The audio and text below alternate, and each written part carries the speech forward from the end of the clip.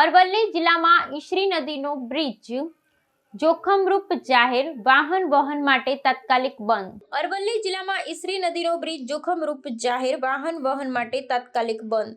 અરવલ્લી જિલ્લામાં કુલ 50 બ્રિજનું બાહ્ય નિરીક્ષણ કરવામાં આવ્યું હતું, જેમાં તેમની માળખાકીય સલામતીની તપાસ કરવામાં આવી. ખાસ કરી નદી નજીક અને ભૂસ્ખલન પ્રવણ વિસ્તારોમાં આવેલા બ્રિજ પર વિશેષ ધ્યાન આપવામાં આવ્યું હતું.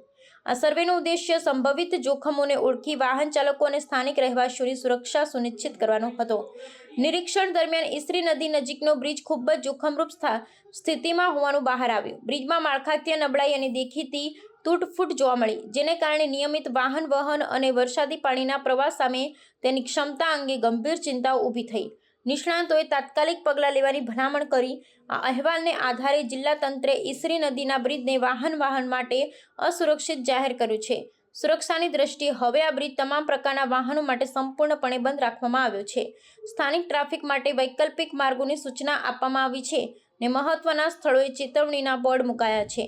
પ્રશાસન દ્વારા લેવામાં આવેલા આ પગલાંથી માળખાકીય નિરીક્ષણ ને સમયસર જાળવણીનું મહત્વ સ્પષ્ટ થાય છે. ખાસ કરીને ચોમાસા પહેલા ઈસરી નદીના બ્રિજનું બંધ કરવું અરવલ્લી જિલ્લામાં જાહેર સુરક્ષા માટે સમયસર પગલાં લેવાની જરૂરિયાતને રેખાંકિત કરે છે.